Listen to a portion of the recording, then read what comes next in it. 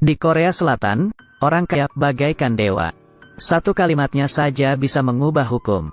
Dan wanita ini adalah senjata di antara para dewa, memonopoli keberadaan industri perhiasan di Korea Selatan. Kata, sombong dan mendominasi, seperti diciptakan untuknya, di acara makan bersama keluarga.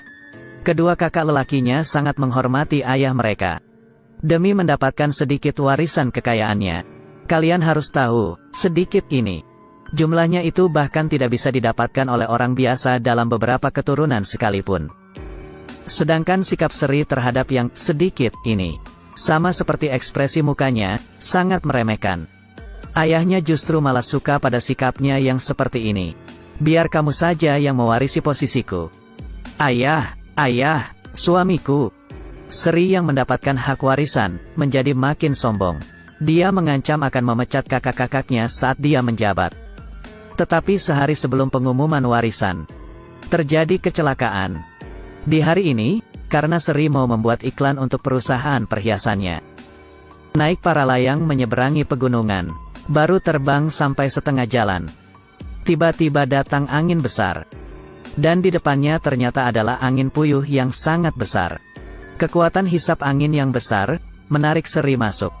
Saat sadar kembali, Seri merasa segala sesuatu di sekitarnya sangat asing. Saat melihat sekitar, dia melihat ada seorang tentara di bawah pohon. Dia mengira itu adalah tim SAR yang dikirim oleh ayahnya. Tetapi begitu dia melihat dengan lebih jelas lambang militernya, menyadari, bukanlah seperti yang dia pikirkan. Tentara di depannya ternyata adalah orang Korea Utara. Seri langsung menyadari, tempat dia berada sekarang adalah Korea Utara. Tidak berkata lebih banyakan lagi, langsung kabur. Si tentara langsung memberitahu bawahannya. Kepung dia, tangkap hidup-hidup. Tapi dia tak menyangka, bawahannya saat ini sedang seru menonton drama. Yang satu lagi menangis sampai tak bisa menahan diri karena melihat surat dari keluarganya. Akhirnya membiarkan Seri kabur begitu saja. Kebetulan, tiba saatnya tukaran penjaga.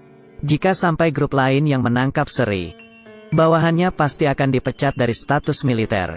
Di Korea Utara, dipecat dari status militer adalah hal yang sangat mempermalukan. Karena memikirkan hal ini, Jong Hyuk membawa anak buahnya untuk mencari Seri. Setelah mencari, akhirnya mereka menemukan tanda yang diletakkan oleh Seri untuk mencegah tersesat.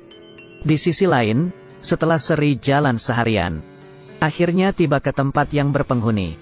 Saat dia senang dan mengira bahwa dia sudah kembali ke Korea Selatan, pemandangan di depannya membuatnya sedih. Tempat ini adalah desa di Korea Utara. Di saat ini, sebuah mobil militer datang dari belokan. Tiba-tiba muncul seseorang yang mendorong Seri ke tempat lain. Dia adalah Jong Hyuk. Seri tidak tahu, dengan menariknya, Jong Hyuk telah menolong nyawanya. Sekarang menghadapi hal yang membuat canggung. Kalau membawa Seri ke kantor interogasi, bawahannya akan dipecat dari status militer. Kalau tidak membawanya ke kantor interogasi, hanya bisa membunuhnya. Tetapi Jong Hyuk tidak tega membunuhnya. Akhirnya Jong Hyuk memutuskan, saat kapal laut berangkat ke Korea Selatan untuk mengirim barang, mereka akan sembunyi-sembunyi mengirim Seri naik kapal. Tetapi selama masa ini, hal ini tidak boleh sampai bocor. Jika tidak, akan jadi malapetaka. Di hari ini, Jong Hyuk ada hal penting yang harus diselesaikan. Dia mengunci Seri di rumahnya. Kalau ada keadaan darurat, gunakan telepon untuk menghubunginya. Beberapa jam kemudian, teleponnya berbunyi. Seri terkena masalah. Di Korea Utara, seberapa besarnya posisi kepala kemiliteran? Lelaki ini sedang menyetir mobil. Hanya karena nomor plat mobilnya adalah nomor plat militer. Semua mobil lainnya, memberikan dia jalan duluan. Bahkan lampu merah pun juga membiarkannya lewat. Bahkan saat para tentara yang bertugas menjaga jalan melihatnya sekalipun, hanya bisa berkata sembari gemetaran, nomor depan plat mobilnya adalah 729. Itu adalah mobil yang hanya bisa dimiliki oleh petinggi. Kalau sampai membuat dia berhenti, nyawa kita berdua akan hilang. Beberapa jam yang lalu, Jong Hyuk masih menasihati Seri. Kalau ada masalah, teleponlah. Tidak disangka, begitu cepat langsung ada masalah. Tetapi yang menelepon bukan Seri, tapi bawahannya memberitahu Jong Hyuk, sedang diadakan pemeriksaan di desa. Seri pasti akan segera ketahuan. Jong Hyuk yang menerima telepon, meminta bawahan ayahnya untuk meminjam mobil. Akhirnya tiba di detik-detik akhir. Melihat nomor plat mobilnya, semua orang di desa melihatnya sembari gemetar. Karena itu melambangkan komandan Korea Utara. Dan ayahnya Jong Hyuk lebih menyeramkan daripada komandan. Ayahnya adalah kepala pejabat politik. Dan Jong Hyuk adalah anak satu-satunya. Petugas pemeriksaan mengangkat pistolnya ke arah Seri. Demi melindungi Seri, Jong Hyuk, kalian sedang melakukan apa kepada tunanganku? Tunangan, apa? Tidak salah. Namun petugas tersebut tetap menolak untuk menyerah. Dia ingin Seri mengeluarkan KTP-nya. Seri mana mungkin bisa mengeluarkan KTP-nya. Jong Hyuk membantunya membuat sebuah identitas palsu. Tunanganku adalah orang dari seksi 11. Orang dari seksi 11 adalah mata-mata, maka tidak punya KTP. Karena termasuk rahasia tingkat tinggi. Jadi tidak peduli bagaimanapun si petugas memeriksanya, tidak akan menemukan identitasnya.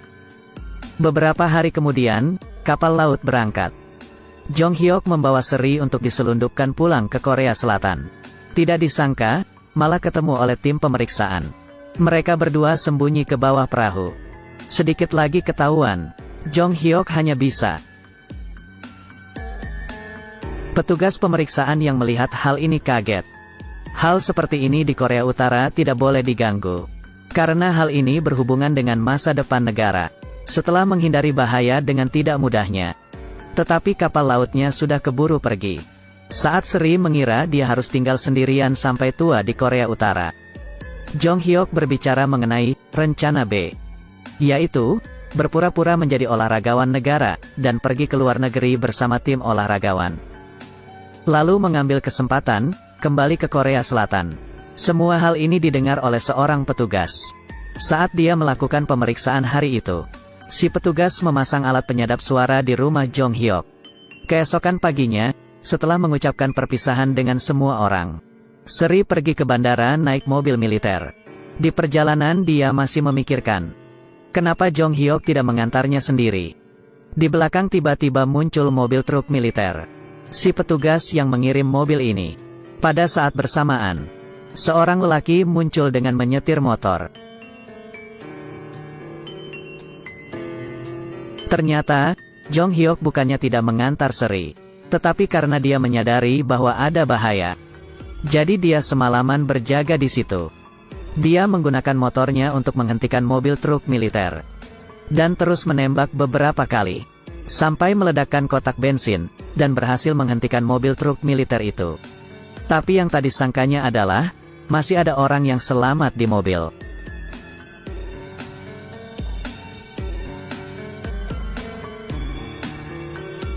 Seri membawa Jong Hyuk yang terluka parah dengan mobil.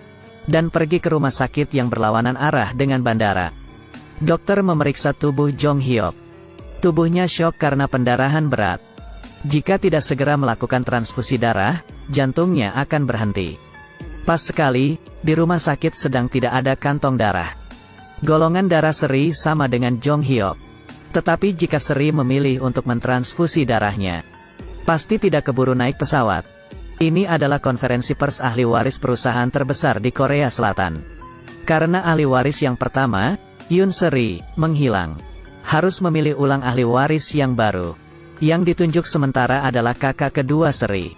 Acara pelantikan ahli warisnya akan diadakan setelah upacara pemakaman Seri. Begitu berita diliris, media langsung ramai. Hari ini adalah hari upacara pemakaman Seri. Semua orang memandang foto almarhum. Mengatakan, sayang sekali umurnya masih muda. Seorang wanita berbaju putih yang tidak tahu datang dari mana, malah berkata, ini harusnya butuh aku periksa. Kita lihat, siapa yang berduka karenaku. Dan siapa yang tidak. Siapa kamu?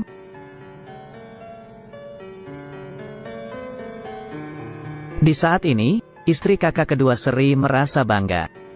Berencana untuk menggabungkan perusahaan Seri.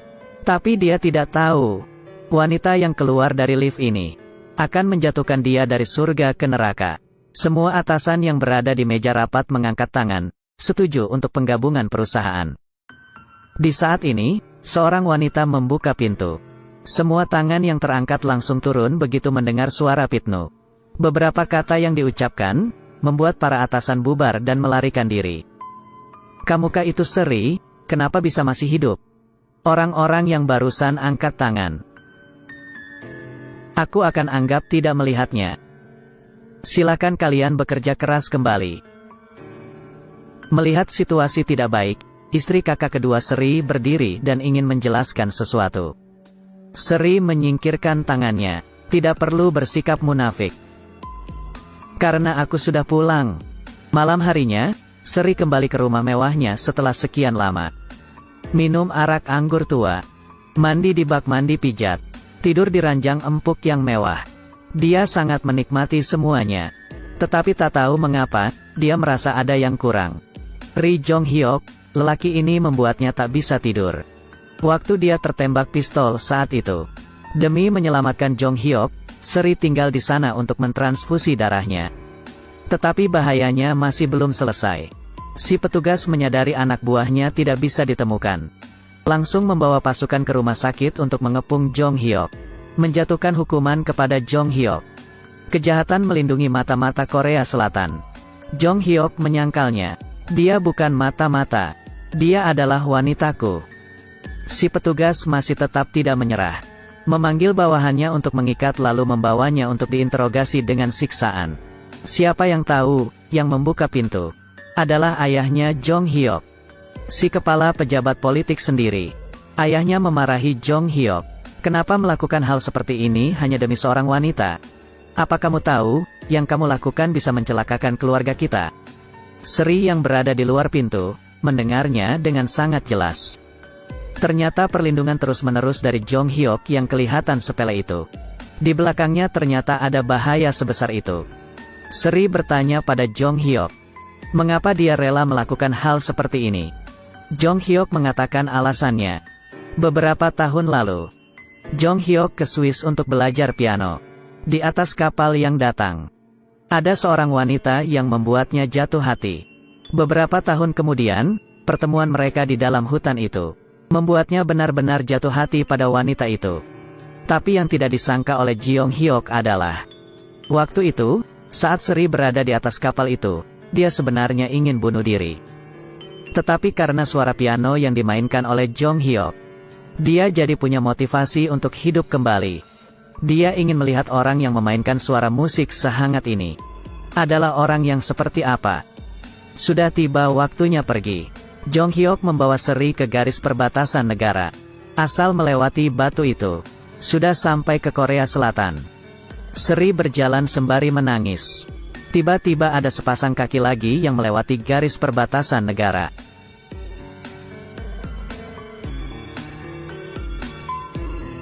Hanya melewati satu langkah.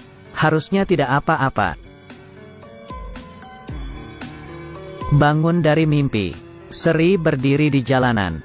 Di hari ini turun salju pertama di Korea Selatan. Di hati orang-orang, hari turun salju pertama adalah hari untuk bertemu dengan orang yang dicintai.